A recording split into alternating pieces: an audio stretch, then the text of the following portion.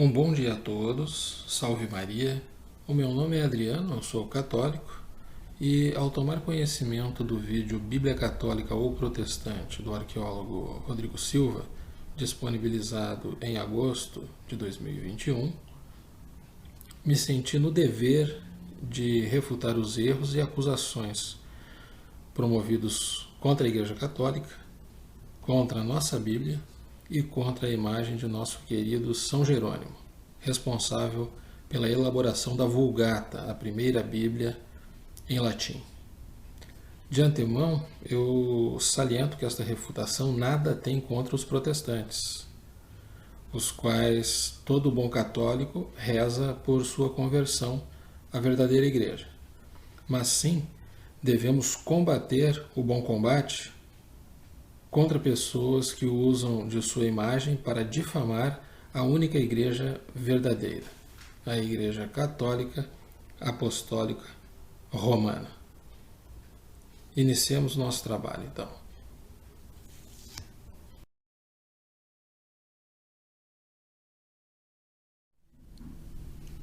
Inicialmente, teceremos algumas informações sobre como será realizada a refutação. Apresentaremos algumas definições, também faremos uma breve explanação sobre a diferença entre as Bíblias católica e protestante, no que se refere exclusivamente ao número de livros, já que muitas outras diferenças existem. Aproveitando o fato de que o arqueólogo sugeriu a Bíblia King James como uma fonte confiável da Palavra de Deus, a apresentaremos aqui com informações adicionais, ocultadas em seu vídeo. E já que estamos falando de Bíblia, apresentaremos também a Bíblia de Gutenberg, a qual derruba o argumento de que os deuterocanônicos foram reconhecidos pela Igreja Católica somente no Concílio de Trento. Em seguida, trataremos do cânon hebraico e confirmaremos que, muito ao contrário do que é dito pelo arqueólogo, este cânon somente se consolidou no final do primeiro século depois de Cristo, enquanto que o cânon grego, da Septuaginta, já possuía os deuterocanônicos há pelo menos 2 séculos.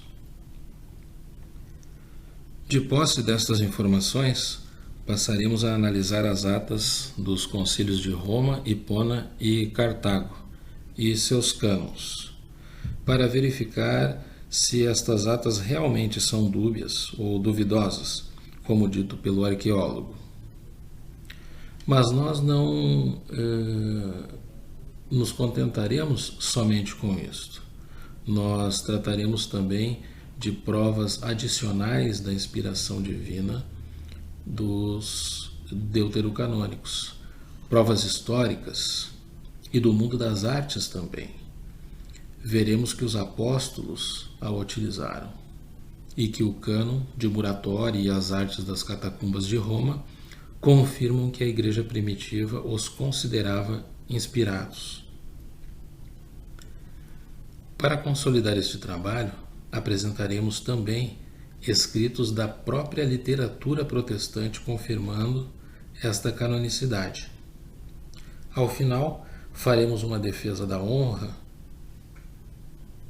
do nosso querido São Jerônimo, cuja obra é tão atacada e erroneamente utilizada pelos protestantes para denegrirem os deuterocanônicos.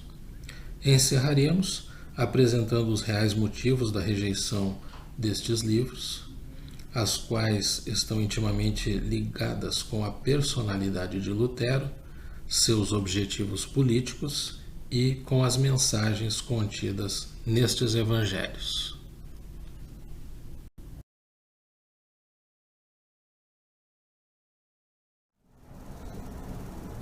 Bem, a refutação será realizada em relação aos principais argumentos apresentados no vídeo do arqueólogo, os quais pretendem convencer o ouvinte de que a Bíblia protestante seria a única inspirada. E também pretendo realizar uma defesa da honra do querido São Jerônimo, um fervoroso santo católico injustamente usado pelos protestantes para atacarem a canonicidade dos livros da única e verdadeira Bíblia, a Bíblia da Igreja Católica Apostólica Romana.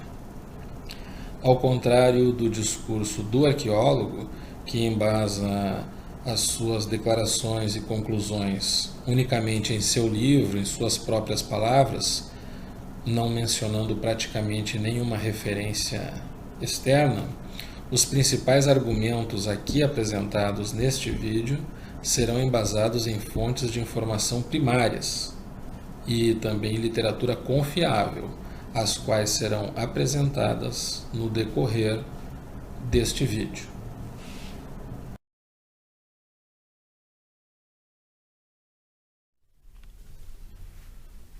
Então, de forma a facilitar a nossa compreensão do trabalho que será apresentado, nós temos algumas definições, que são definições da Igreja Católica. Primeiramente, nós temos a expressão cânon, que nada mais é do que a lista dos livros considerados reguladores da fé e inspirados. Temos os livros protocanônicos, que são aqueles cuja canonicidade foi estabelecida já no início da Igreja Primitiva. São os 39 livros comuns do Antigo Testamento nas Bíblias protestante e católica. Temos os livros deuterocanônicos, que são aqueles cuja canonicidade foi estabelecida em um momento posterior aos protocanônicos, após inúmeros embates e disputas teológicas entre os grandes teólogos do magistério da Igreja. Neste caso, há livros tanto do Antigo quanto do Novo Testamento. Há também livros denominados apócrifos, que são aqueles em que o magistério da Igreja julgou como não inspirados, pois não atendiam a pelo menos a um dos seguintes requisitos: não contradizer as escrituras já canonizadas e ter ampla aceitação na comunidade católica daquela época. Ou seja, se houvesse contradição com livros já canonizados ou não tivesse aceitação da comunidade católica, seria um apócrifo. Aqui tem uma diferença, então, de definição entre católicos e protestantes, pois os protestantes chamam os deuterocanônicos também de apócrifos, erroneamente, claro. Há uma outra expressão denominada concílio, que é uma reunião de bispos para algum propósito específico. Estes concílios podem ser ecumênicos ou universais, que reúnem todos os bispos do mundo, ou concílios regionais ou sínodos, que reúnem uma certa quantidade de bispos de uma determinada região. Temos também a expressão Septuaginta, que nada mais é do que a Bíblia utilizada pelos judeus de Alexandria e do norte da África, e era escrita em grego. E a expressão Igreja Primitiva, que é a igreja dos primeiros séculos do cristianismo. Todos estas expressões, elas constam do livro Que é a Bíblia, de Daniel Hopes, que pode ser encontrado no Brasil em português ou no idioma francês, pela editora Flamboyant.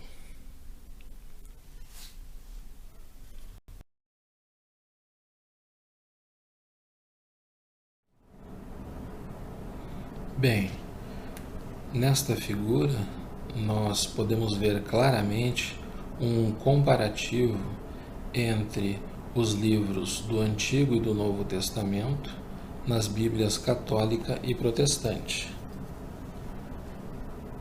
Como podemos ver, a diferença básica entre o número de livros encontra-se no Antigo Testamento, onde a Bíblia católica possui 46 livros e a Bíblia protestante possui somente 39, ou seja, faltam 7 livros denominados deuterocanônicos na Bíblia protestante. E quais seriam esses livros? À direita da tabela, nós vemos que são os livros de Tobias, Judite, Sabedoria, Baruque, Eclesiástico e Macabeus 1 e 2.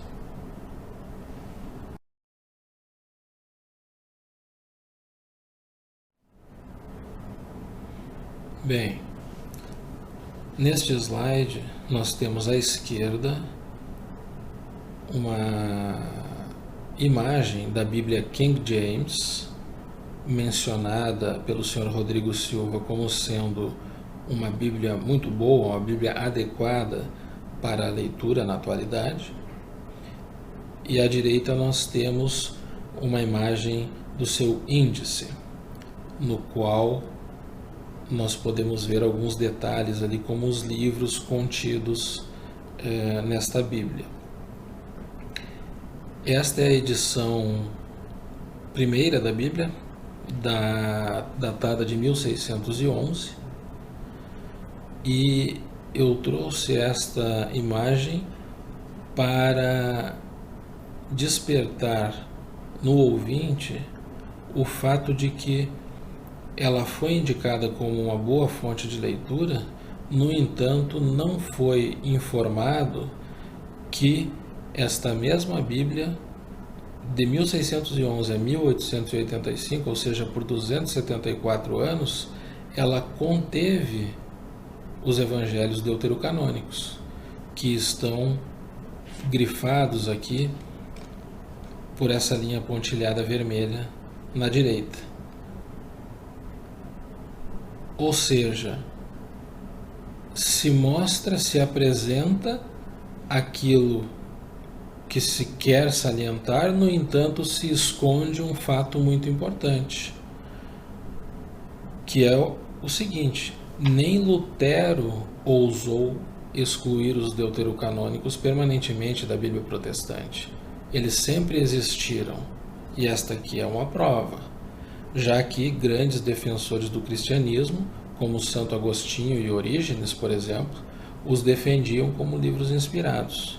Somente em 1825 foi que o Comitê Britânico da Sociedade Bíblica Estrangeira os removeu da Bíblia King James. Então, é importante que vocês verifiquem, avaliem este fato. Alguns dados são apresentados, outros são omitidos. E isto nós vamos ver que ocorre em muitas outras informações ao longo do vídeo.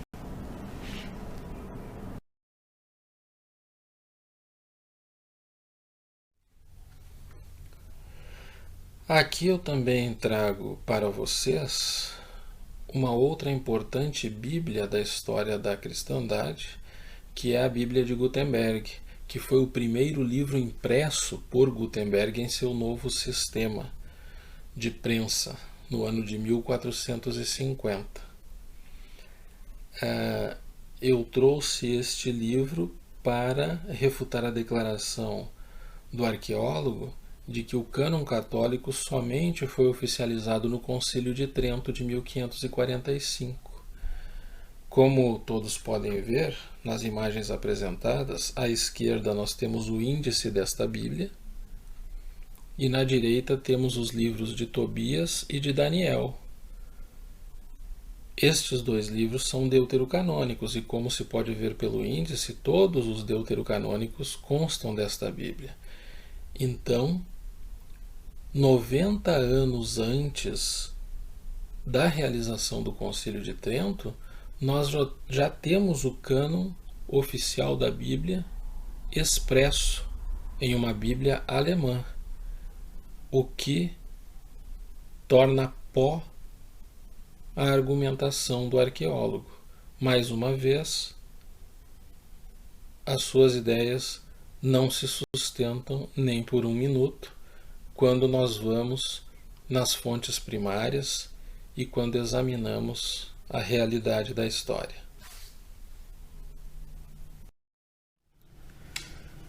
Como vimos no slide anterior, o simples fato de os evangelhos deuterocanônicos constarem na Bíblia de Gutenberg de 1450 derrubam por terra o argumento de que tais evangelhos teriam sido canonizados somente 90 anos depois, no Concílio de Trento.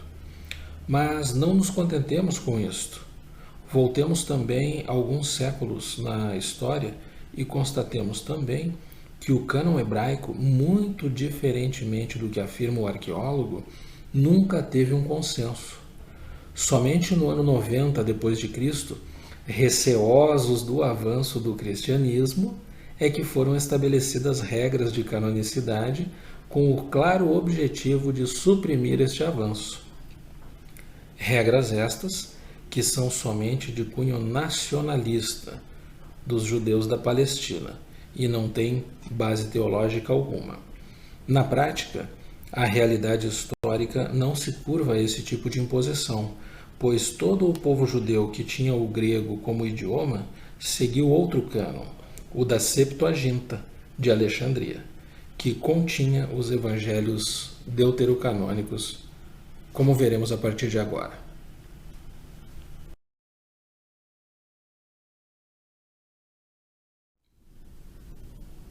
Com relação ao cânon hebraico, o Sr. Rodrigo Silva faz a seguinte declaração em seu vídeo: a Bíblia hebraica não continha estes livros extras, o que é confirmado por Flávio Joséfo e Filo de Alexandria.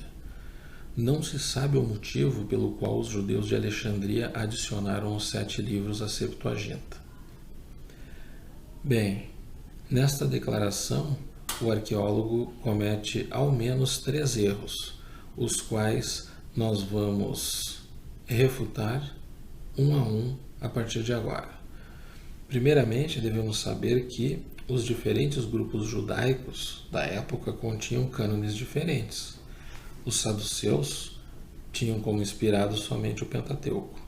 Os samaritanos, semelhantemente a eles, também tinham um Pentateuco, mas que era diferente daquele dos saduceus. Os fariseus da Palestina não tinham fechado seu cânon, assim como os judeus da diáspora. E os essênios, que viviam em comunidades próximas ao Mar Morto, aceitavam o cânon da Septuaginta, além de uma produção literária própria, que era considerada também inspirada. Preste bem atenção agora, Sr. Rodrigo Silva. Já os judeus alexandrinos consideravam os deuterocanônicos como inspirados por Deus. E somente no ano 90 d.C. é que os judeus de Jâmnia, pretendendo abafar o crescimento do cristianismo com a disseminação dos evangelhos e cartas apostólicas, ou seja, com a pregação dos apóstolos, definiram as seguintes regras para determinar a inspiração divina de textos. Quais são essas regras? São 4. Primeira, o texto não poderia ter sido escrito fora da terra de Israel. Então, livros escritos no exílio da Babilônia, por exemplo, não teriam valor. Segunda regra é que somente textos escritos em hebraico poderiam ser considerados inspirados. Terceira regra, somente textos com datação limitada a Esdras. E quarto, não poderia haver contradição com a Torá ou a lei de Moisés. Aí fica uma pergunta ao senhor Rodrigo Silva. Por um acaso existe algum critério preponderantemente teológico nessas 4 regras apresentadas? Eu não vejo uma preponderância da teologia. Eu vejo aqui um receio de que a pregação dos apóstolos se espalhasse e fosse adotada pelos judeus. Então, isto é um critério nacionalista, um critério baseado no medo. E o senhor Rodrigo Silva, deveria saber de tudo isso que eu estou falando, ao invés de ficar pousando de profundo conhecedor da história da Bíblia, deveria ir estudar as verdadeiras fontes bibliográficas que tratam desse assunto, para não mentir e nem passar vergonha. Mas bem, agora vamos ver o que um colega seu protestante e que estudou verdadeiramente a história da Bíblia e da Igreja diz a respeito deste assunto.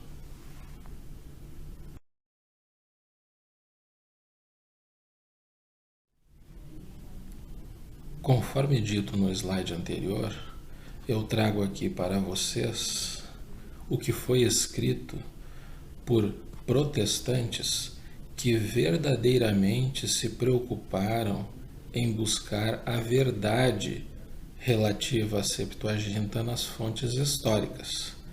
Primeiramente, nós temos aqui o grande historiador protestante J.N.D. Kelly, que declara em seu livro Doutrina Cristã Antiga o seguinte, abre aspas, deveria ser observado que o Antigo Testamento, admitido como autoridade na Igreja, era algo maior e mais compreensivo que o Antigo Testamento protestante. Ele sempre incluiu os chamados apócrifos ou deuterocanônicos. A razão para isso é que o Antigo Testamento que passou em primeira instância nas mãos dos cristãos era a versão grega conhecida como Septuaginta. O senhor ouviu bem, senhor Rodrigo Silva? Era grega, não era hebraica. A maioria das citações nas escrituras encontradas no Novo Testamento são baseadas nelas, preferencialmente, do que na versão hebraica. Olha só que interessante, não é? Citações de sabedoria, por exemplo, ocorrem em Clemente e Barnabé. Policarpo cita Tobias e o Didaché, ou Didaquê, como alguns dizem, cita Eclesiásticos. Irineu se refere à sabedoria, à história de Susana e Baruque. O uso dos deuterocanônicos por Tertuliano, Hipólito, Cipriano e Clemente de Alexandria é tão frequente que referências detalhadas são necessárias. Então isso está no livro Early Christian Doctrine, de J.N.D. Kelly, nas páginas 53 e 54, de 1978. Mas não é só ele. Nós temos também um outro escritor protestante, Timothy Michael Law, que escreveu o livro Quando Deus Falou Grego, a Septuaginta e a Criação da Bíblia Cristã, que é professor renomado na Europa e transita entre grandes universidades. Ele também fez uma excelente pesquisa relativa à Septuaginta. E diz o seguinte, abre aspas, a Septuaginta lança a luz sobre o desenvolvimento do pensamento judaico, que é essencial para a compreensão do Novo Testamento. Agora escute bem, os autores do Novo Testamento usam a Septuaginta com mais frequência do que a Bíblia hebraica. A teologia da igreja primitiva foi moldada e derivada da Septuaginta. Ouviu bem, senhor Rodrigo Silva? A Septuaginta é uma testemunha importante de um texto hebraico alternativo que às vezes era mais antigo que o texto massorético. Massorético é escrito no hebraico antigo, não é? Então essa falsa noção de que havia um consenso nos primeiros séculos relativo ao cânon hebraico, isto está somente nos seus escritos, senhor Rodrigo Silva, porque aqueles que escrevem a história baseada na verdade e são seus colegas protestantes, eles não concluíram isso. Então nós vemos que quando se quer velar alguma informação, quando se esconde a verdade, se pode falar qualquer coisa que os desavisados que não correm atrás da verdadeira informação podem ser ludibriados, enganados. Então, aqui eu lanço um apelo para você que é protestante, não dê ouvidos a qualquer bobagem que é dito por seu pastor, por seu teólogo, que é embasado somente no que o outro falou. Não, tem que se embasar em estudos de fonte primária, em documentos reais, pois senão nós somos enganados facilmente. Sigamos com o nosso trabalho.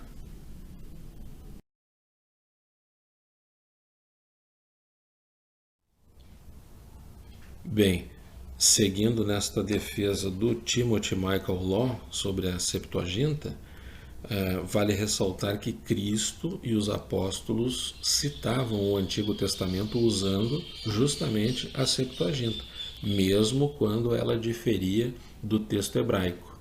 E aqui existem comparações que vocês mesmos podem fazer nas Sagradas Escrituras, por exemplo, comparando Mateus e Isaías, Atos dos Apóstolos com Gênesis e Hebreus com Salmos. Nestes casos, nestes exemplos, apesar do texto hebraico do Antigo Testamento utilizar alguns termos com uma determinada interpretação, Jesus e os apóstolos utilizavam a interpretação grega, que é a da Septuaginta. E os fariseus não os condenavam por isso. Então, das 350 citações que o Novo Testamento faz do Antigo Testamento, 300 são da Septuaginta. Se o cânon da Septuaginta estivesse errado, ou se o cânon completo hebraico já estivesse pronto, os judeus teriam o melhor argumento para acusar Cristo e seus apóstolos. Bastava dizer que eles usavam uma versão não inspirada da Bíblia, porém isso nunca aconteceu. Mais uma prova de que a Septuaginta era a palavra utilizada pelos apóstolos. Aqui temos um ponto importante, um exemplo a salientar. Por exemplo, em Mateus, comparando-se com Isaías, Mateus usa o termo grego para se referir a Maria como uma virgem, enquanto que o texto hebraico usa a palavra jovem. Claro, usa a palavra jovem porque eles não admitem a virgindade perpétua de Nossa Senhora. Por quê? Porque eles não acreditam que Jesus seja Deus. É simples assim. Passemos para o próximo ponto.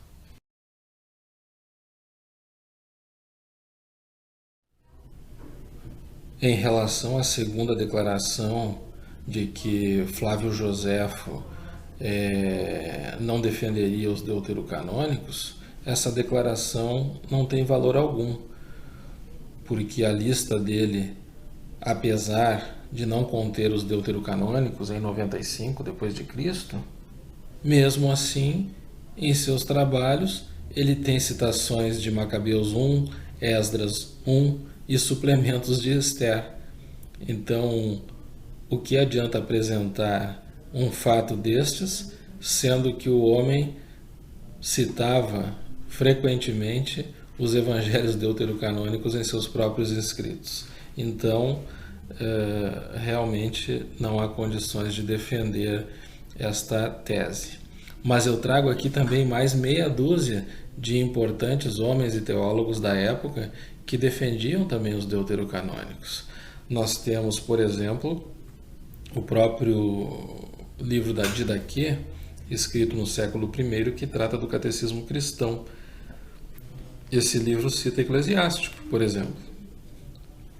São Irineu, bispo, teólogo e escritor, doutor da Igreja, cita Baruque. Policarpo, que foi bispo de Esmirna, citava Tobias. Hipólito, que foi um teólogo romano, fez comentários sobre Daniel. Já Cipriano, bispo africano, também citava Daniel. E Santo Agostinho, então, nem se fala, né? Era um dos maiores defensores dos deuterocanônicos na história da Igreja, tendo inclusive questionado muito dos posicionamentos do próprio São Jerônimo. Veja que beleza, meus amigos, na Igreja Católica, como as coisas acontecem. Dois homens santos, de grande santidade, defendendo cada um de sua forma as suas ideias, e ao final das contas se chegou a uma conclusão de que os deuterocanônicos realmente eram inspirados. Vemos que a luz do Espírito Santo iluminando as mentes desses homens, que apesar de santos tinham dúvidas, tinham dificuldades, inclusive, na interpretação de algumas passagens, ao longo do tempo lhes deu discernimento e eles chegaram a esta conclusão. Então, isto também põe em luz para que cada protestante analise esse fato. Imagine homens de um grau de conhecimento, de sabedoria, de santidade desta magnitude tinham suas dúvidas e contestavam os escritos uns dos outros. Imagine na atualidade como nós podemos, nós sozinhos, pegarmos uma Bíblia e sairmos interpretando o que lá está escrito. Isso é impossível. Aí está o magistério da Igreja, para que esta interpretação das Sagradas Escrituras, que foi consolidada ao longo dos séculos, sirva de guia, de farol, para que nós não nos perdamos ao interpretar aquela palavra de Deus. Mais um exemplo aqui da importância da Igreja Católica na condução da santificação do ser humano.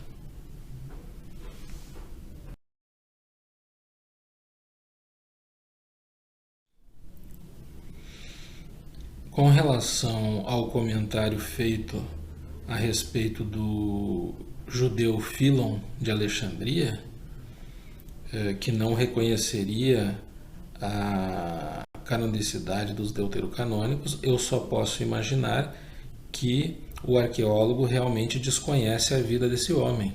Só pode, porque o primeiro livro que se pesquisar a respeito dele vai se chegar à conclusão de que ele defendia os deuterocanônicos e a Septuaginta. Nós temos aqui algo que não é dito por mim, mas sim pelo historiador britânico F.H. Colson, em um livro que ele fala sobre a vida de Moisés, em que ele diz o seguinte, abre aspas, sentados aqui em reclusão, sem nenhum presente, exceto os elementos da natureza, terra, água, ar, céu, cuja gênese seria o primeiro tema de sua revelação sagrada, pois as leis começam com a história da criação do mundo, os escribas tornaram-se como que inspirados e escreveram, não cada um algo diferente, veja bem, mas a mesma palavra por palavra, como se ditada a cada um por algo invisível. No entanto, quem não sabe que todas as línguas, em especial o grego, são abundantes em termos e que o mesmo pensamento pode ser colocado de muitas formas, mudando palavras isoladas e frases inteiras e adaptando a expressão à ocasião, então aqui Fílon está demonstrando o quão impressionado ele está pelo fato de que aqueles 70 rabinos que foram chamados pelo rei Ptolomeu a Alexandria para escreverem a Bíblia, que é a Septuaginta, ele se impressionou com o fato de que cada um destes rabinos, escrevendo a sua versão da Septuaginta, ao final verificou-se que os textos eram, ele diz aqui, idênticos nos livros, né? Mas pensemos que as ideias eram as mesmas. Então, olhem que informação impressionante esta, que leva-nos até a pensar na possibilidade realmente da inspiração divina desta Bíblia. E não sou eu, não é um papa que está dizendo isso, não é um católico, é um historiador britânico com base em documentos de uma fonte primária, escrita em grego, que eu vou apresentar para vocês nos próximos slides.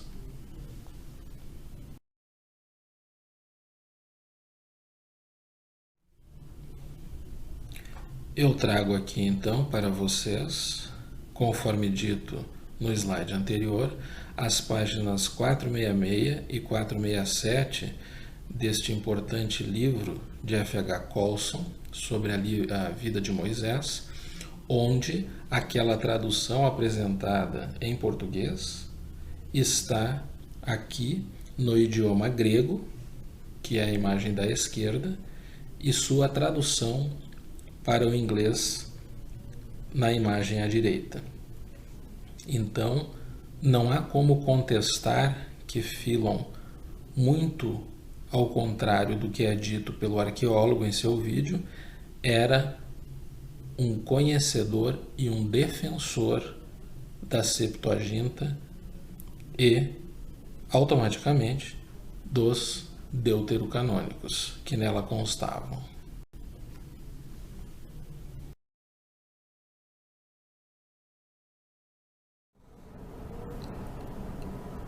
Também em certo momento de seu vídeo, o arqueólogo menciona que o monge franciscano Guilherme de Ockham defenderia a exclusão dos livros deuterocanônicos das Sagradas Escrituras.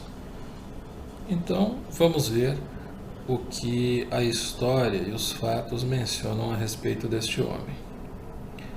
Nós temos, por exemplo, o escritor Friedrich Heer, em seu livro História Intelectual da Europa, na página 131, nos informando o seguinte a respeito dele.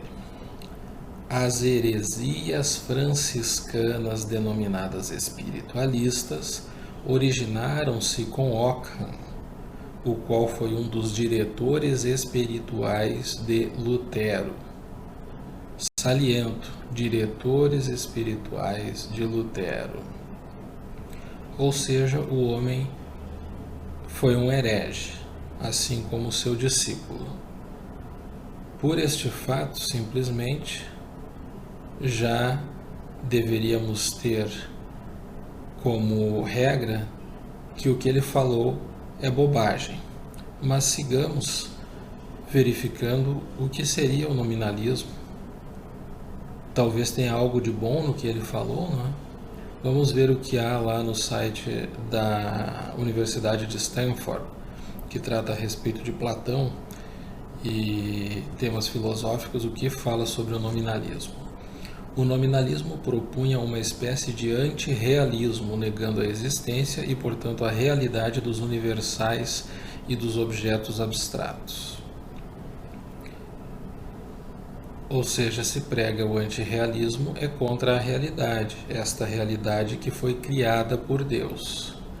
Vamos ver ainda o que Friedrich Heer fala no seu livro, logo adiante, na página 167. Com efeito, o pensamento de Ockham criou um afastamento intransponível entre Deus e o homem. Não haveria uma natureza humana, aquele conceito universal tomista anteriormente aceito como o homem sendo imagem e semelhança de Deus, mas sim haveria uma natureza individual relacionada a cada ser separadamente. Ou seja, caros amigos, este homem, este tipo de pensamento é que veio a formar as ideias de homens como Hegel, Kant e Nietzsche. Posteriormente, basta estudar a vida destes homens e suas bases filosóficas. Homens estes cujas filosofias serviram de base para a Revolução Francesa e Revolução Comunista nos séculos posteriores. Eu acho que é desnecessário seguirmos na avaliação deste homem. Fica sob sua análise, sob o seu critério, avaliar se realmente ele foi alguém de confiança, alguém que defendeu a palavra de Deus. Sigamos para o próximo tópico.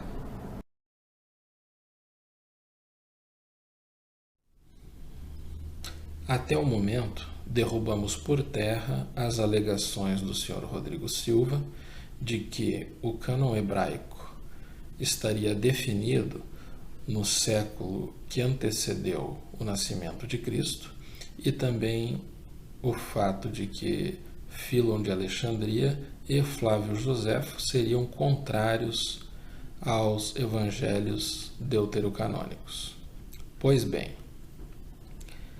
também analisaremos agora uma outra declaração sua relativa aos primeiros concílios da Igreja e aos deuterocanônicos. Sua declaração é a seguinte: os cânones destes concílios são dúbios, ou seja, duvidosos, quanto ao reconhecimento destes livros, e não foram concílios internacionais. Provavelmente ele queira dizer concílios ecumênicos, com a participação de todos os bispos. Pois bem, vamos verificar então se existe alguma dúvida, algo dúbio nas atas destes concílios, que nós trataremos um a um a partir de agora.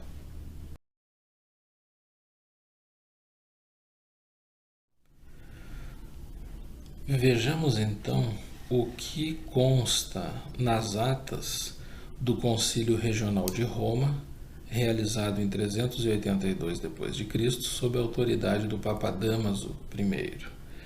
Este material consta do Denzinger da Igreja Católica, em latim, que é um documento muito importante da Igreja que regra uma série de definições e contém também os registros históricos dos concílios da Igreja Católica. Então, no seu parágrafo 179, ele menciona o seguinte: mas agora devemos discutir as Escrituras divinas, o que a Igreja Católica Universal aceita e ou o que deve ser evitado. A ordem do Antigo Testamento começa, e aí são citados os livros do Antigo Testamento. Da mesma forma, a ordem dos profetas: Isaías, livro 1, Daniel, livro 1, Jeremias, livro 1, Tobias, Ester, Esdras, Judite e 2 livros de Macabeus. Um detalhe importante aqui que o escritor J.E. Steinmiller salienta em seu livro Estudo Comparativo das Escrituras é que o livro de Jeremias ele engloba nos escritos de alguns autores o livro de Baruch e a epístola de Jeremias do hebraico para o grego. Então, ora está escrito como Jeremias, ora pode estar especificado como Baruch ou a epístola. Então, eu pergunto a vocês: há alguma dúvida com relação a este parágrafo? É tão difícil de compreender quais são os livros citados neste parágrafo? Eu penso que não. Mas o senhor Rodrigo Silva teve dificuldades e não compreendeu isto. Diga-se de passagem que isto não é nenhuma dificuldade de interpretação de texto, pois citações não são necessárias serem interpretadas, basta serem lidas. Então, o homem simplesmente tem dúvidas e problemas graves com relação ao idioma português. Ele não consegue ler uma citação e compreendê-la. Passemos então para os concílios seguintes para verificarmos se nestes outros pode haver algo dúbio com relação aos deuterocanônicos.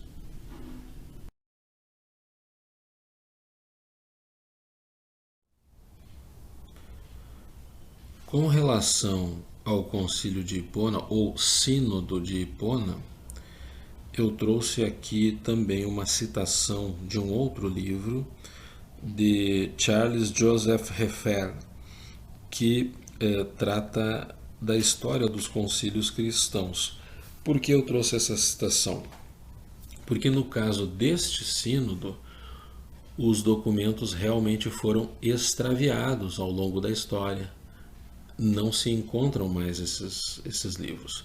Porém, isto não é motivo para nós duvidarmos de sua ocorrência, muito menos das declarações e das confirmações que foram realizadas nesse encontro de bispos.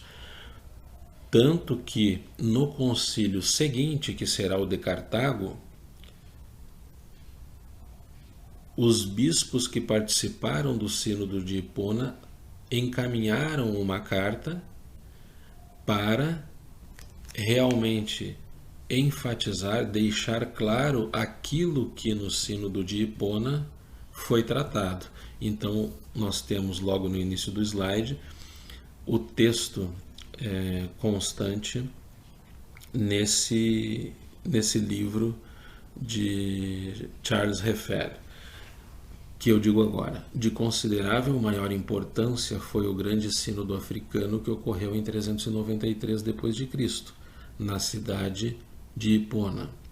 Os atos completos desse concílio foram perdidos, mas para o terceiro sínodo de Cartago, que ocorreria em 397, os bispos da província de Bizacene encaminharam documentos e uma carta ao arcebispo Aurelius de Cartago, contendo um resumo dos cânons definidos em Hipona, expressando o desejo de sua renovação.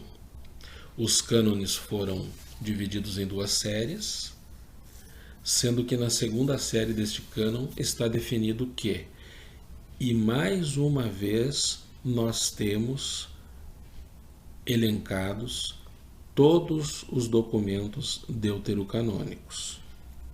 E ao final é muito importante deixarmos claro que no concílio eles acresceram a seguinte informação: que a igreja no exterior deve ser consultada sobre a confirmação deste cânon. Então nós vemos aqui uma prova da completa submissão dos bispos do norte da África, não é? Que é aquela região de Cartago e Hipona, ao Papa da época. Muito ao contrário do que nós vemos hoje dito pelos protestantes, não é? Tentando tirar os méritos deste concílio. Não, foi um concílio que reuniu todos os bispos daquela região norte da África. Eles chegaram a uma determinação de que os deuterocanônicos eram inspirados, adotaram como tal esta declaração e encaminharam as atas para aprovação dos demais bispos e do Papa. Então, senhor Rodrigo Silva, na Igreja Católica funciona assim.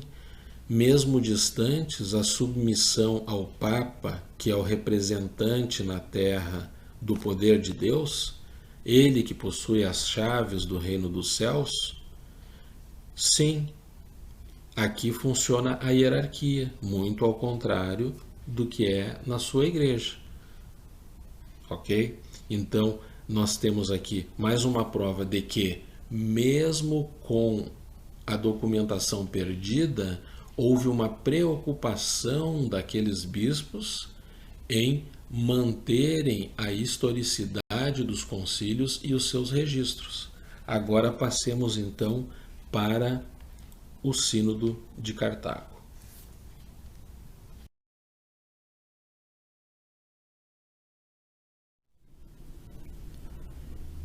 Antes de lhes apresentar a ata do Concílio de Cartago, eu penso ser importante também mostrar-lhes uma carta do Papa Inocêncio I ao bispo de Toulouse, no ano de 405, onde ele também confirma a canonicidade dos deuterocanônicos.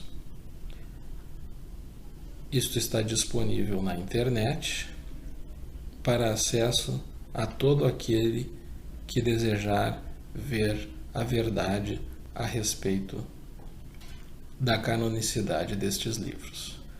Agora passemos para o Sínodo de Cartago.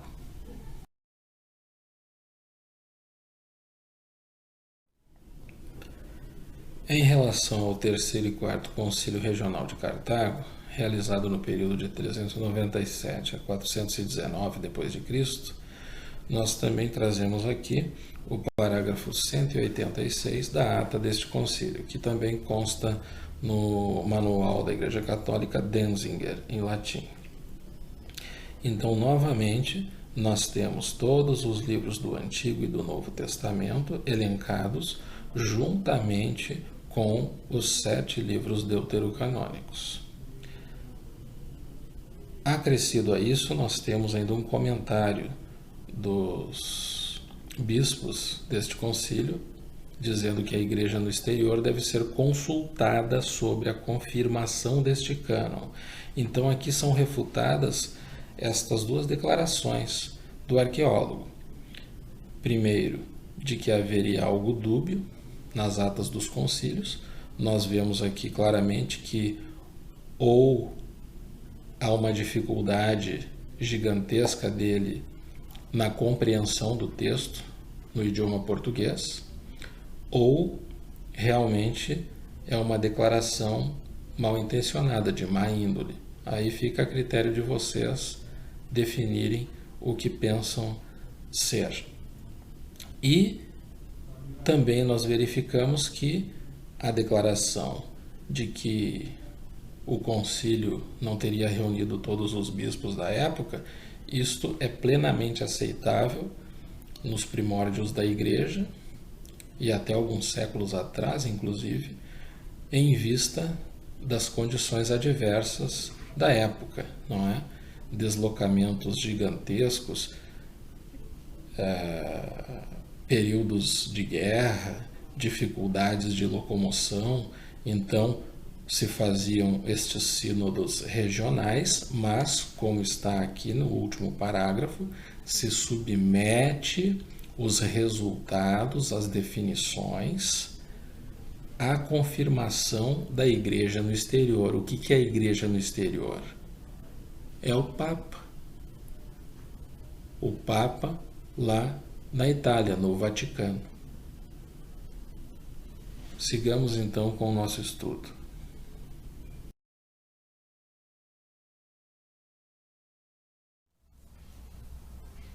Dando seguimento à apresentação, nós veremos também que, além de todas estas provas dos cânons, dos concílios, dos grandes padres da Igreja, de teólogos, inclusive protestantes, defendendo os deuterocanônicos e a Septuaginta, nós temos também algumas provas adicionais históricas que confirmam a canonicidade destes documentos. Vamos a elas também.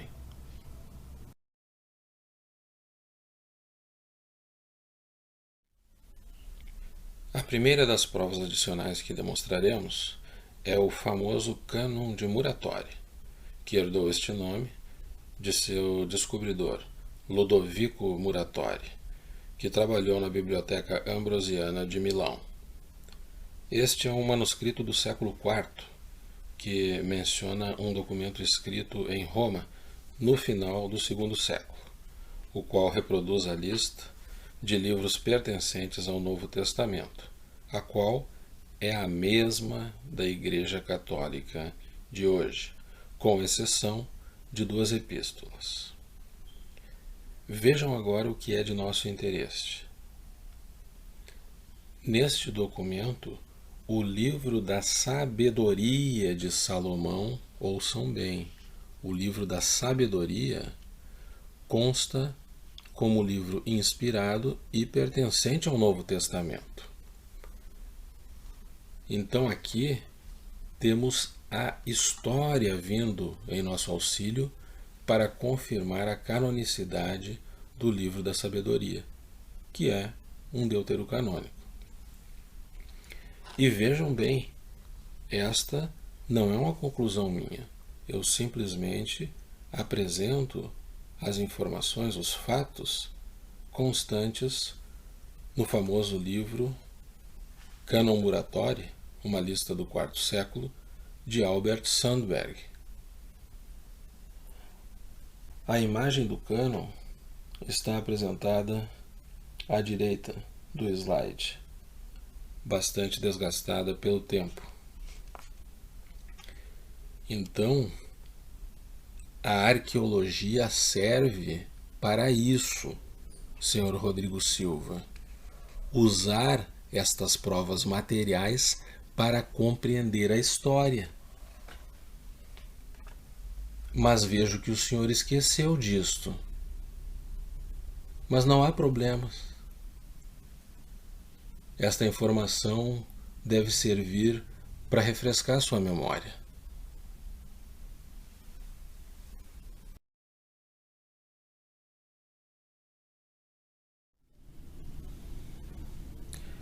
Ainda falando deste livro de Albert Sandberg, que trata da definição do cânon católico para o Novo Testamento, ele menciona o seguinte: é interessante observar-se que em Atanásio não somente o livro da sabedoria é excluído da lista canônica do Antigo Testamento, mas ele também preocupa-se em dizer que o escrito O Pastor de Hermas não é canônico, e esta também foi a preocupação do autor da lista de Muratori.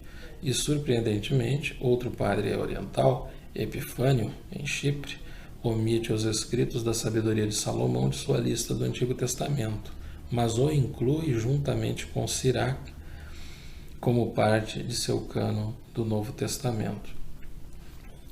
Eu penso ser importante nós termos ciência destas informações para termos uma ideia de quanto debate, de quantas discussões ocorreram com relação a onde alocar estes livros e a sua canonicidade. Então aqui mais um registro deste Albert Sandberg, que, diga-se de passagem, é do Seminário Teológico Protestante da Universidade de Harvard.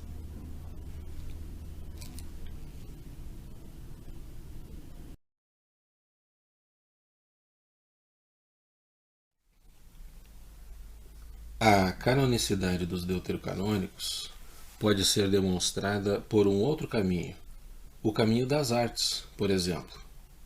As artes encontradas nas catacumbas da cidade de Roma demonstram isto.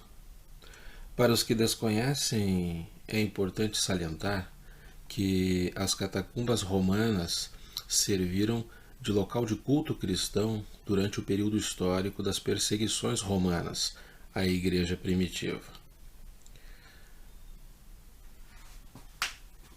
Lá nas catacumbas estão representados personagens e histórias encontradas tanto nos evangelhos protocanônicos quanto nos deuterocanônicos, enquanto que nenhum registro artístico relativo aos apócrifos é encontrado. E eu saliento, meus amigos, nenhum registro dos apócrifos. Nós temos aqui neste slide, por exemplo, o episódio de 3 homens na fornalha do 3º século nas catacumbas Priscila e Daniel na cova dos leões do 3º século na catacumba da Via Anapo. Mas existem muitos outros episódios narrados, como por exemplo Tobias guiado pelo anjo, os 3 jovens na fornalha, que possui 17 pinturas e 25 esculturas, Susana entre os anciãos, 6 pinturas e 7 esculturas, Daniel a pronunciar a sentença contra os juízes e Daniel na cova dos leões, como dito, 30 pinturas e 30 esculturas. Então, meus amigos, a partir deste alinhamento entre o que é dito pelo magistério da Igreja em seus concílios, com as obras literárias de escritores católicos e protestantes e também com fatos históricos e o mundo das artes, nós podemos claramente confirmar que toda a busca sincera pela verdade, mais cedo ou mais tarde, vai encontrá-la. O que está sendo demonstrado nesse trabalho. Por outro lado, se não buscamos nem defendemos a verdade, nossos argumentos só se sustentam por meios artificiais, velando informações e fatos históricos. Porém, tais argumentos são destruídos e não subsistem à presença da verdade. Então, vocês não acham que estas informações deveriam estar na ponta da língua de quem estuda a arqueologia bíblica? Me parece que sim. Mas o arqueólogo prefere fazer acusações levianas sem provas ao magistério da Igreja, utilizando ainda a figura de São Jerônimo, nosso querido santo. Mas tudo bem, estamos corrigindo isto neste trabalho.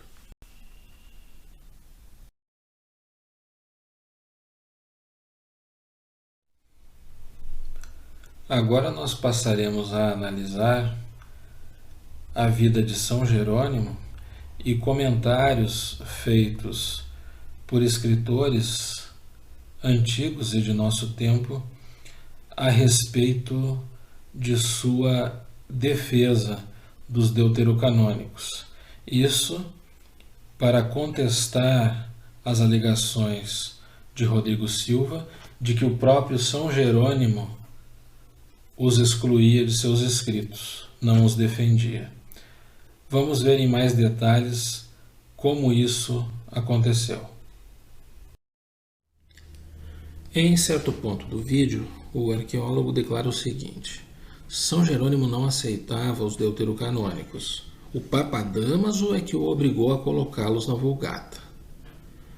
Bem, meus amigos, é de fundamental importância que, quando analisemos a vida de alguém para avaliarmos a posição sua a respeito de um determinado assunto, façamos uma análise de todo o conteúdo de sua obra e não tomemos uma frase ou um texto que outro somente, pois ao longo da vida, de sua jornada como escritor, ele pode se contradizer, pode se explicar sobre certos posicionamentos, mudar de opinião com base em novos fatos que venham a ocorrer.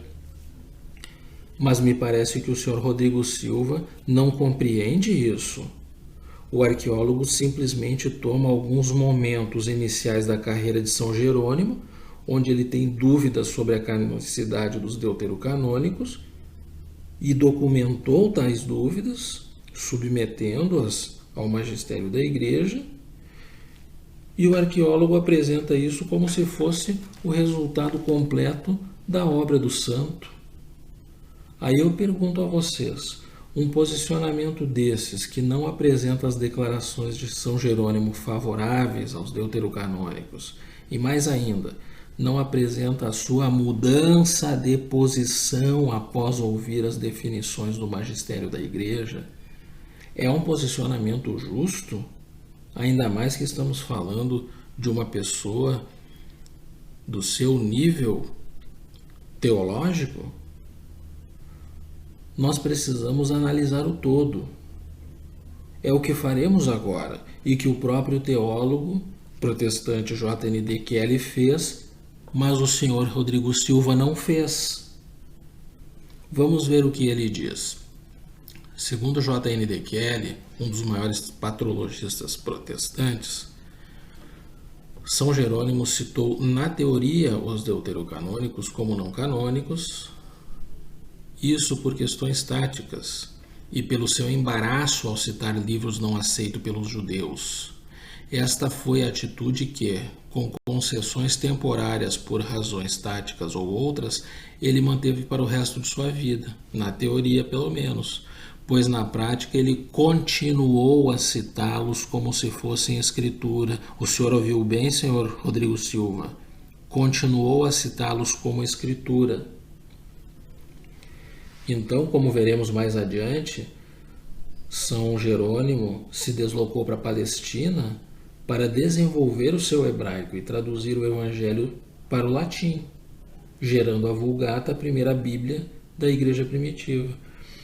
Mas, como veremos, esse aprendizado não foi gratuito, pois apesar de o ensinarem o idioma, os hebreus faziam de todo o esforço para que a tradução fosse agradável aos rabinos e à antiga lei, o que significava a não aceitação dos deuterocanônicos. Ou seja, seus escritos permaneciam constantemente sob a análise e o crivo da comunidade judaica, que reprovava o que não lhes agradava.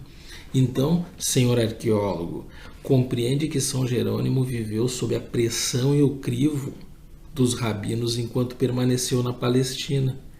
E somando-se a isto, ainda havia as inúmeras discussões e debates teológicos sobre canonicidade de muitos evangelhos. Discussões estas que estavam em pleno andamento, ao contrário do que o senhor diz no seu vídeo. Mas agora escute bem, senhor arqueólogo. Assim que o magistério da Igreja confirmou a inspiração divina dos deuterocanônicos, São Jerônimo prontamente os aceitou e nunca mais mudou sua opinião. Aqui na Igreja Católica, senhor arqueólogo, as coisas funcionam assim. Há autoridade.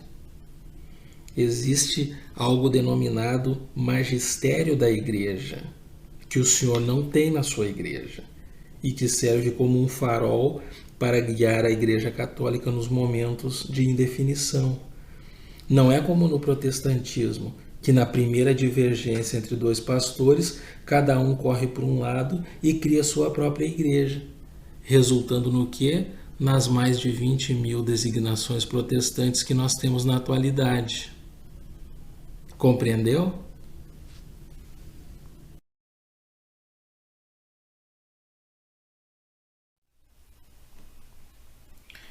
E aqui nós temos alguns exemplos desta batalha interna de São Jerônimo, quando da análise dos evangelhos deuterocanônicos. Por exemplo, o livro de Judite, assim que foi canonizado por uma promulgação do Concílio de Nicéia, ele o aceitou. Então, por exemplo, no prólogo do livro de Judite que ele escreveu, consta o seguinte: entre os hebreus, o livro de Judite é encontrado entre os hagiógrafos. No entanto, tendo sido escrito em língua caldeia, ele é contado entre as histórias, não era canônico. Mas porque este livro é encontrado pelo Concílio de Nicéia, sendo contados entre os números das Sagradas Escrituras, tenho concordado com o seu pedido, de fato, uma ordem. Então, aqui está não só a prova de sua canonicidade defendida pelo santo, mas a submissão deste ao Papa. Sigamos também com relação ao livro de Tobias, que ele fez um prefácio endereçado aos bispos Cromácio e Eliodoro. Ele escreve o seguinte: eu não deixo de admirar a constância de sua exigência, pois você pede que eu traga um livro escrito em caldeu para o latim, na verdade o livro de Tobias. Eu tenho feito o suficiente para atender o seu desejo, mas não pelo meu estudo, pois os hebreus repreendem-nos e nos imputam erro em traduzir isso para os ouvidos dos latinos, contrário ao seu cânone. Mas é melhor ser julgado pela opinião dos fariseus para desagradar e se submeter às ordens de bispos. Eu acho que não é necessário mencionar mais nada a respeito disso, não é? Aqui fica patente essa pressão, esse ímpeto dos judeus que o cercavam em impedir de todas as formas que ele traduzisse os deuterocanônicos. Por isso ele levou alguns anos para que essa ideia, essa canonicidade, fosse admitida por completo. Mas para sabermos isto, precisamos ler a história da vida do santo. Precisamos ler uma literatura adequada nos dias atuais. E não ficarmos simplesmente no diz-que-me-diz-que de um pastor ou um outro teólogo protestante sem peso algum. Sigamos.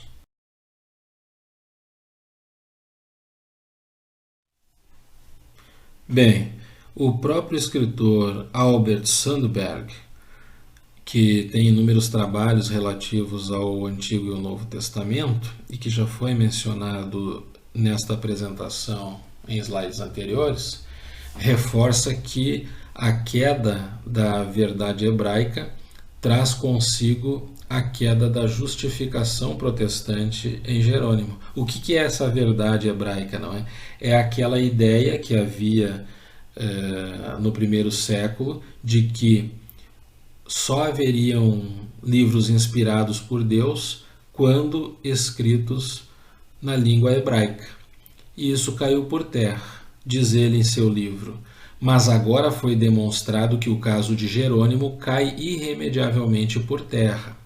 Qualquer apelo continuando dos reformadores até Jerônimo e o cânon hebraico vem a ter este mesmo fim.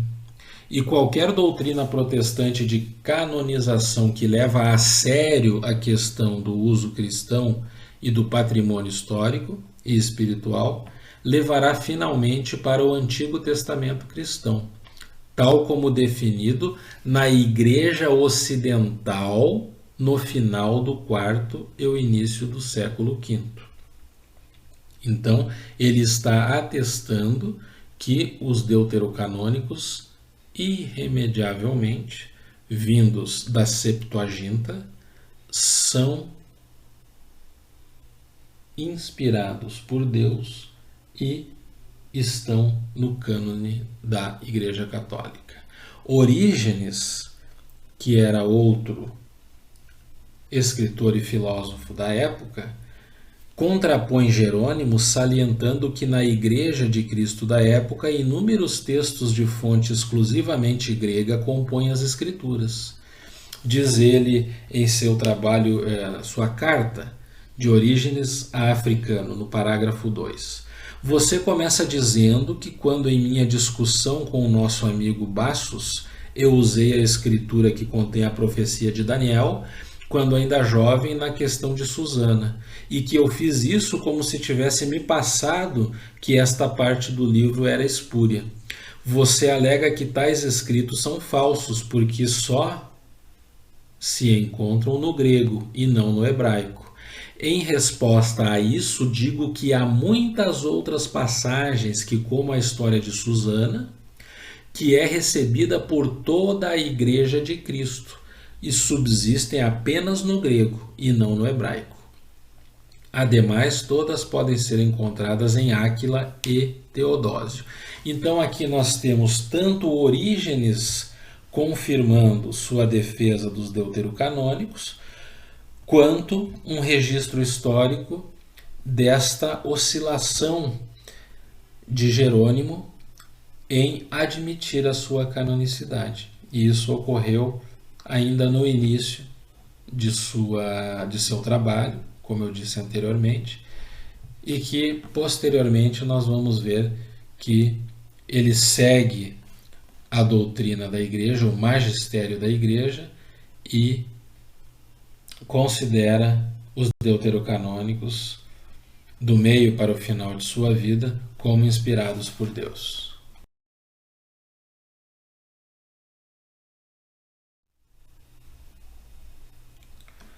Esta figura apresentada aqui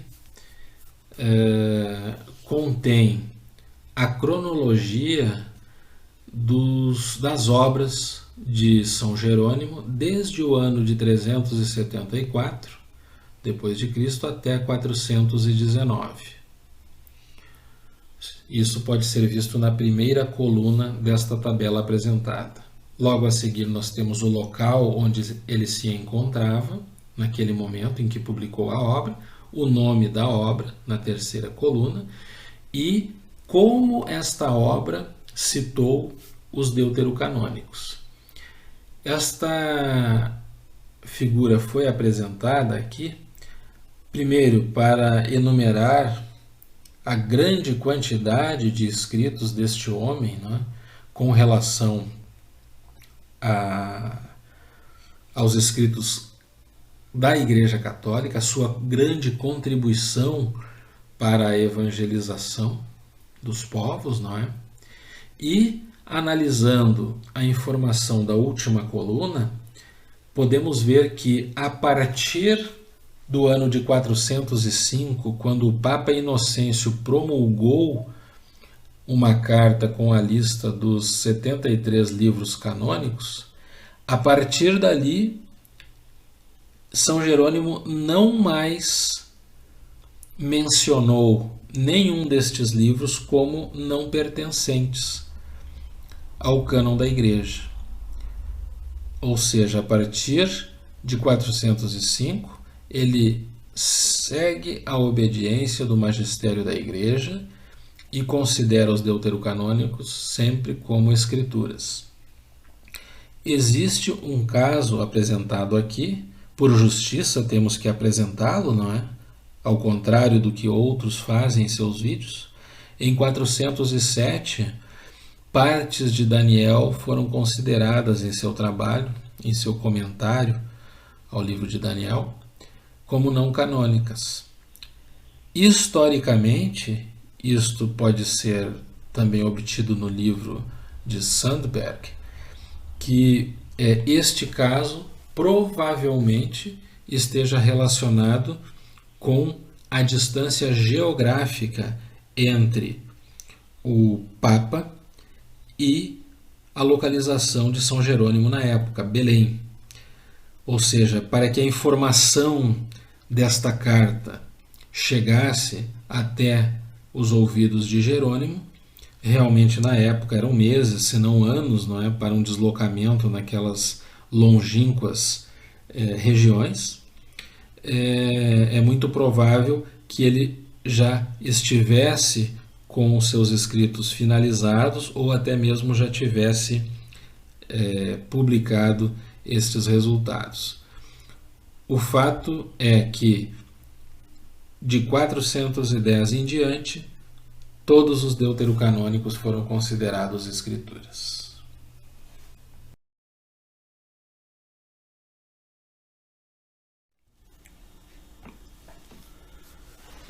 Bem, também temos uma declaração do Sr. Rodrigo Silva em seu vídeo, onde ele menciona, com aquele tom de soberba e um certo desdém, não é? Que Jerônimo fez um bom trabalho. O que é típico destes pastores e teólogos protestantes que se escondem atrás de uma religião de um livro e não a religião verdadeira, que é a religião de uma pessoa, nosso Senhor Jesus Cristo. Então eu trouxe aqui alguns fatos importantes da vida de São Jerônimo para nós avaliarmos se realmente o adjetivo utilizado pelo arqueólogo está de acordo com a estatura moral e intelectual deste grande santo da Igreja Católica. Bem, logo no início de sua infância, ele teve um chamado de Deus através de um sonho, onde Jesus disse a ele que ele não seria um cristão, mas sim um ciceroniano.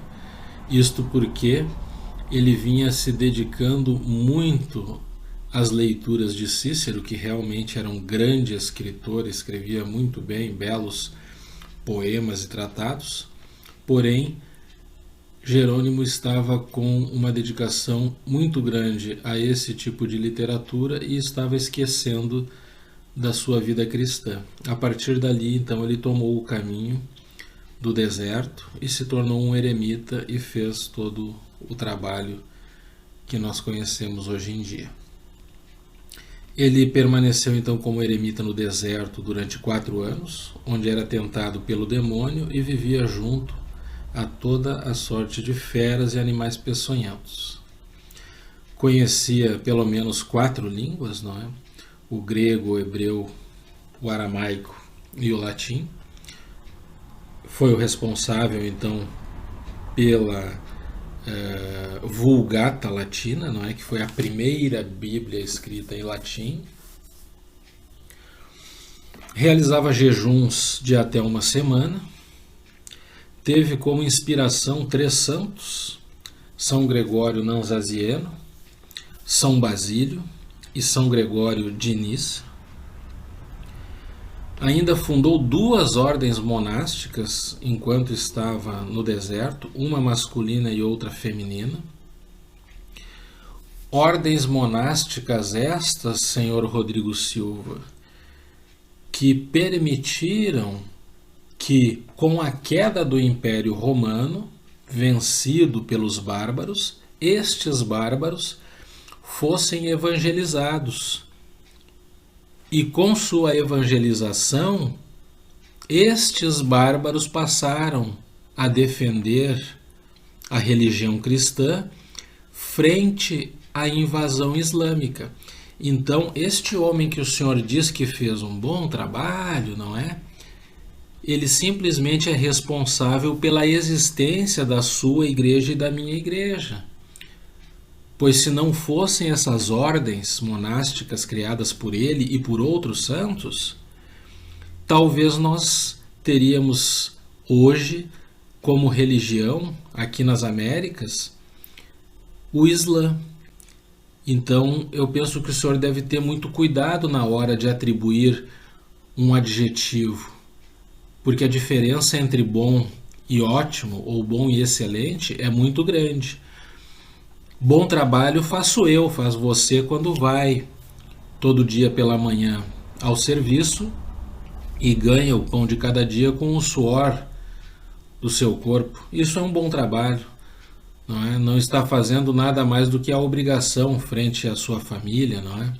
Agora, homens desta magnitude, homens desta coragem, desta determinação, que recebem este tipo de convite de nosso Senhor Jesus Cristo e deixam um legado para a humanidade que até hoje pode ser visto e lido, eu creio que mereça um adjetivo diferente do que o adjetivo bom.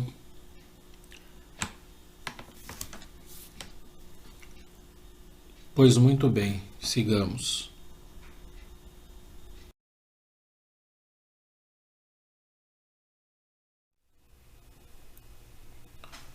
Bem, outra declaração do arqueólogo em seu vídeo é a de que no livro 1 Macabeus 9:27 é dito que quando este foi escrito já havia acabado o tempo dos profetas.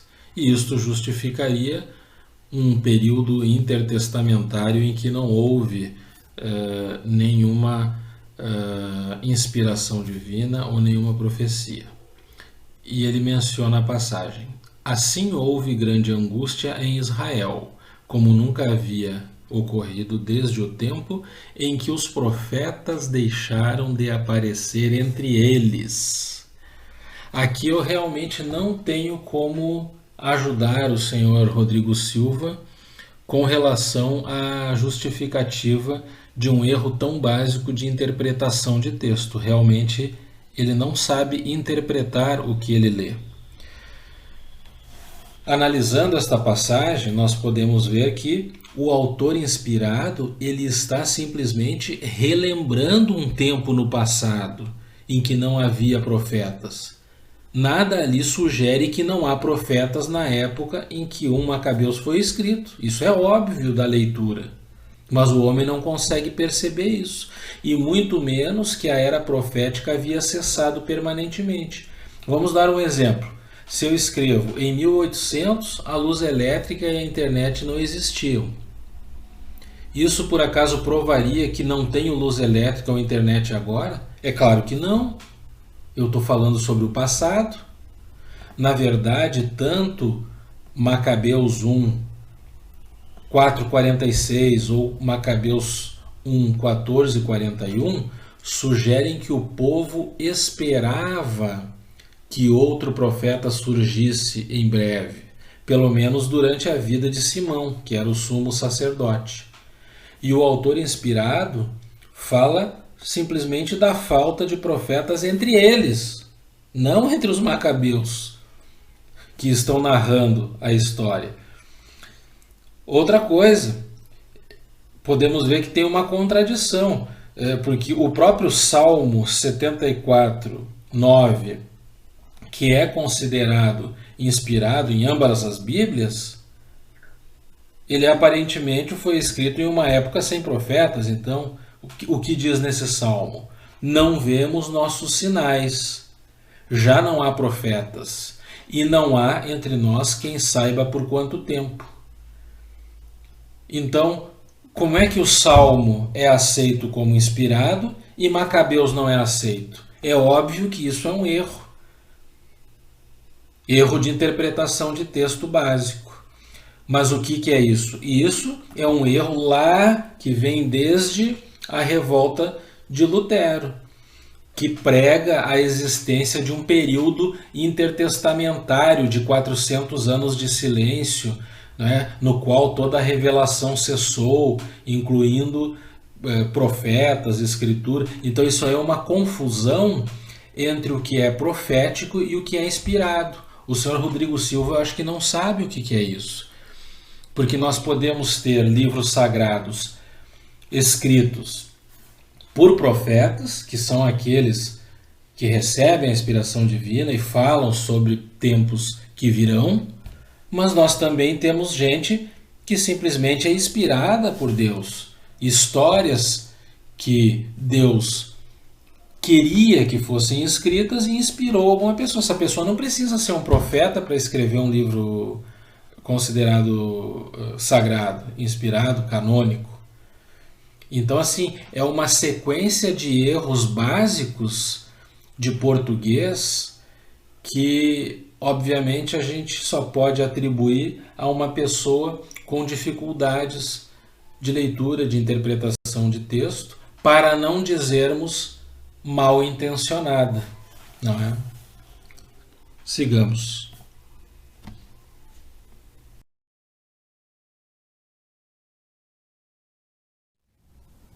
Considerando o que foi apresentado até o momento, concluímos que a canonicidade, a inspiração divina dos deuterocanônicos é inegável e irrefutável. Mas então o que explicaria o fato deste erro ter se perpetuado até os dias atuais? Bem, para compreendermos isto e finalizarmos o nosso trabalho, precisamos analisar as raízes do protestantismo. Como para isto precisaríamos de outro vídeo, e não temos este tempo aqui, tomemos o ícone do protestantismo, Martinho Lutero, e analisemos a sua personalidade, e veremos que a revolta conduzida pelo herege espelha exatamente as suas fraquezas, seus medos e sua soberba, os quais formam a base de sua doutrina. Isto é muito importante estar claro em suas mentes. A base da doutrina protestante é proveniente da personalidade de Lutero. E sendo os deuterocanônicos os livros que mais claramente contrapõem essa errônea doutrina, isto significaria a ruína das bases de sua religião. Para informações detalhadas sobre as origens do protestantismo, deixo na descrição deste vídeo um link de um artigo meu publicado no site católico Gaudium Press. Lá você verá as raízes gnósticas e ocultistas das seitas protestantes.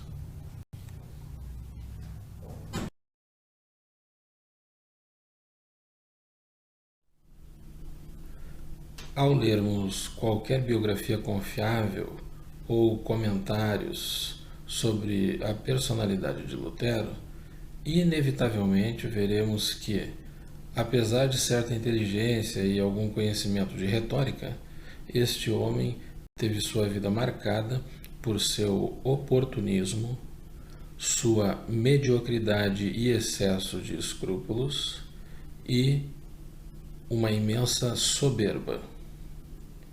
Vamos analisar então cada um destes pontos a partir de agora e verificar a sua conexão com as ideias por ele defendidas.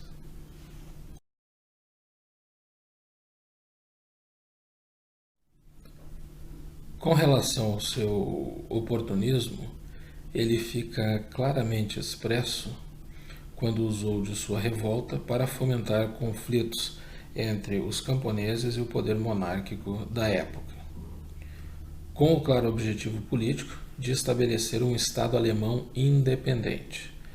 Não esqueçamos nunca que a sua revolta é que resultou no ideal nacionalista que tomou conta da Europa dali para frente.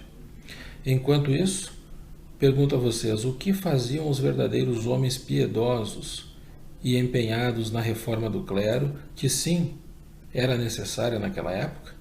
Por acaso eles se revoltavam contra o Papa? Se revoltavam contra a hierarquia da Igreja? Muito pelo contrário. Eles davam exemplo de como uma verdadeira vida monástica deveria ser conduzida. Assim, agiram os grandes santos da Igreja, que salvaram o cristianismo nessa época, não pelo caminho da revolta, mas por seu exemplo e oração. Mantiveram a Igreja Católica de pé e ainda expurgaram os heréticos e suas errôneas doutrinas, o que inclui, é claro, a excomunhão de Lutero.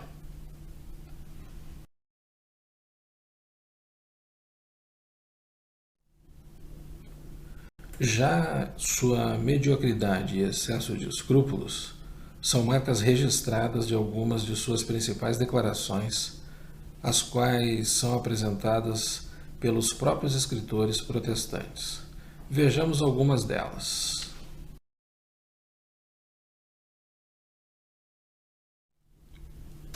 Vejamos então o quão saudável era a personalidade de Lutero ao analisarmos suas palavras, escritas pelos próprios protestantes. A seguir, então, são apresentados escritos e comentários sobre a vida do herege, redigidos até mesmo por figuras de sua própria religião, que reforçam o seu desespero resultante da incompreensão da misericórdia divina e também desespero para a interpretação adequada das Sagradas Escrituras. Nós temos no livro um reexame da visão de Lutero sobre o estado da morte, de Trevor O'Hagill, o qual é do Seminário Teológico Adventista do Sétimo Dia, que nos diz o seguinte, abre aspas, a teologia de Lutero foi forjada no cadinho de sua luta para encontrar perdão e paz por seu sentimento avassalador de culpa. Ele tinha uma aguda sensação de miséria e se sentia como se estivesse no equilíbrio entre a vida e a morte. Temos também no livro Disputa contra a Teologia Escolástica, nos trabalhos sobre Lutero, número 31, de H.J. Green, a seguinte declaração de Lutero. A vontade humana é inata e inevitavelmente má e corrompida, e o desejo do mal é invencível. Pergunto a vocês se esta ideia é a ideia que realmente emana de uma mente sã, uma mente saudável. Temos também o livro Lutherleben de A. Haushat, na página 30, em que Lutero diz o seguinte: somente eu é que sou tão tentado? De fato, em toda parte eu via visões horríveis e aparências de fantasmas. E por fim, temos o livro Briefwechsel, volume 1, página 16, de E.L. Enders, onde Lutero diz o seguinte: confesso-te, dizia um amigo, que minha vida mais e mais se aproxima do inferno. Torno-me sempre pior e mais execrável. Todos esses escritos, como visto, não são provenientes de fonte católica. São do próprio protestantismo e estão disponíveis para consulta na internet.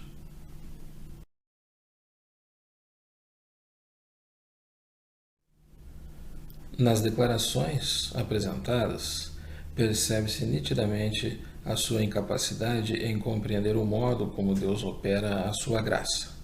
Todo católico da época, minimamente informado, conhecedor de sua religião, sabia que, apesar de nossas misérias e fraquezas, Deus concede a graça necessária e suficiente para que cada um enfrente e vença as dificuldades e desafios ao longo de sua vida. Mas o herege me parece que não sabia disso. Ele sempre pensava que estava prestes a ser consumido pelo fogo do inferno. E como ele resolveu isso? Como vocês acham? Com a doutrina sola fide, meu amigo. As boas obras que eu possa realizar nunca seriam suficientes para contentar aquele Deus punitivo, cheio de ira, criado em suas ideias doentias. A doutrina sola fide, significa só a fé, é que seria capaz de aplacar a ira deste Deus. Agora vocês entendem por que a Epístola de Tiago não está na Bíblia protestante? Relembremos o que é dito nesta epístola. Deus escolheu os pobres deste mundo para serem ricos na fé. A salvação é adquirida guardando-se toda a lei. Não é uma parte da lei, é toda a lei. A fé sem obras é morta, meus amigos. É Tiago quem diz isso. E o herege jogou fora. O que ele fez? Lutero chamou esta epístola de palha. Humilde ele, não é? O mesmo ocorre com os livros de Tobias e Eclesiástico, onde a justificação pelas obras é muito clara. Entendem por que esses livros não estão na sua Bíblia? Essa mesma incompreensão da misericórdia divina explica o não reconhecimento da existência do purgatório, obviamente, o qual encontramos em Baruque e Macabeus, onde a oração pelos mortos é ensinada. Analisemos bem, meus amigos, considerando, por exemplo, que o céu é um lugar de pleno bem, não há mal lá, presume-se que a alma daqueles que lá chegam é isenta de toda a mácula de mal, de pecado. Isso é óbvio, não é? Aí eu pergunto, quantos de nós partimos desta vida em tal condição? Acho que muito poucos, não é? Mas será que todos estes merecem ir para o inferno? Graças à misericórdia de Deus, não. Então deve haver um local de penitência para a nossa alma, capaz de livrá-la dessas manchas de pecado. São as penas temporais ensinadas desde sempre pela Igreja Católica, mas que Lutero rejeitou. E provavelmente você não conhece esse termo. Mas um mínimo de raciocínio e boa vontade nos leva a esta conclusão.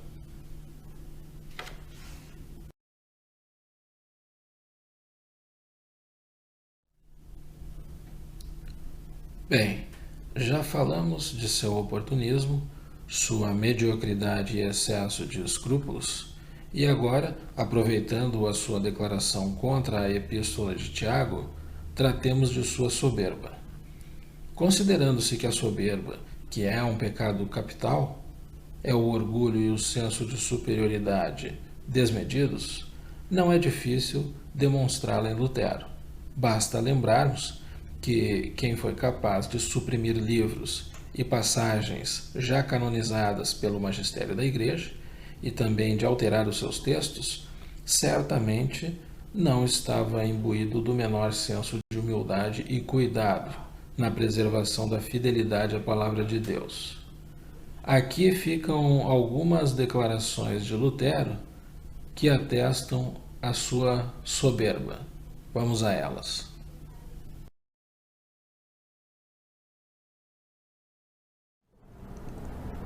Para traçarmos um breve panorama da soberba de Lutero, eu trouxe aqui algumas citações da literatura protestante que se encontram disponíveis na internet.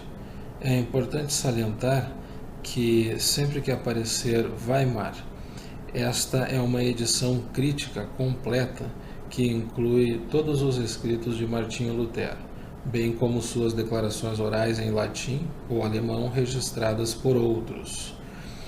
Ele foi iniciado em 1883, por ocasião do 400º aniversário de Lutero, e foi concluído em 2009.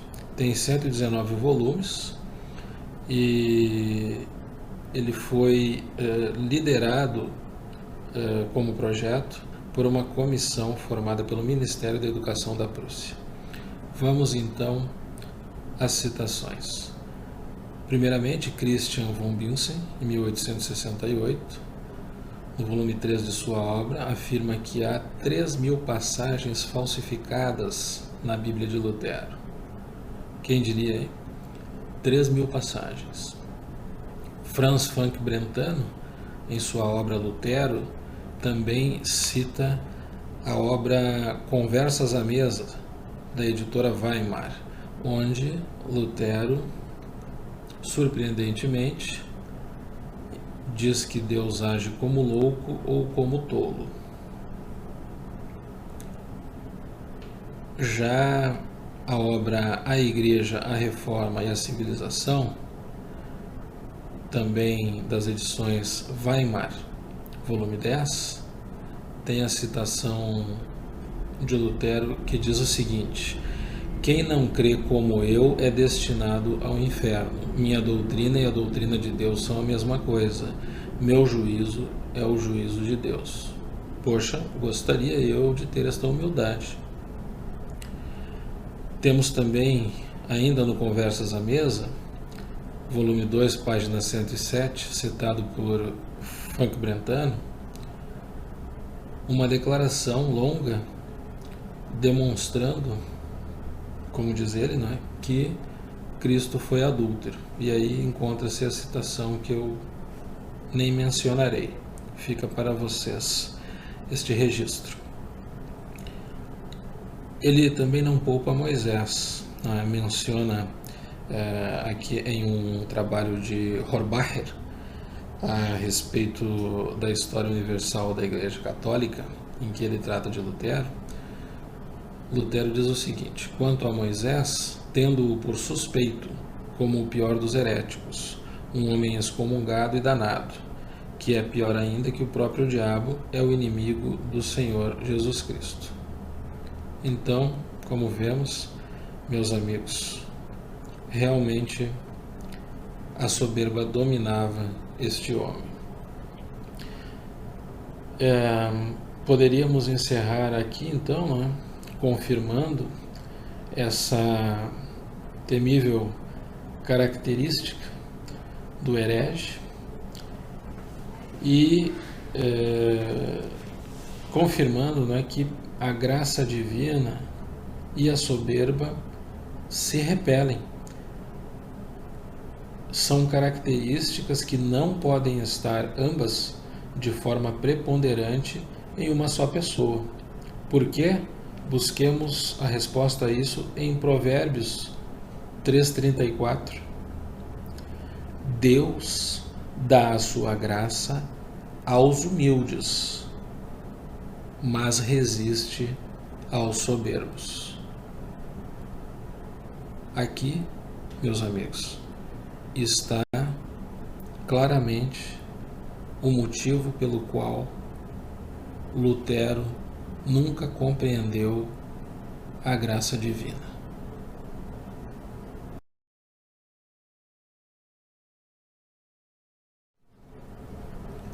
Bem, meus amigos, para encerrarmos e contrapondo todo o mal que foi feito por Lutero, eu deixo aqui a lembrança de que sempre teremos dois grandes guardiões da Igreja Católica: Nossa Senhora e o anjo Gabriel. Estes que sempre demonstraram obediência e fidelidade a Deus e a Jesus Cristo. Você, que é protestante, nunca tema buscar a verdade, pois ela nos libertará. Será uma jornada difícil? Certamente que não, pois temos a mãe de todas as mães e de todos nós ao nosso lado, e sabemos que uma mãe nunca nega um justo pedido de seu filho. Peça a ela. Salve Maria e um bom dia a todos. Fiquem com Deus.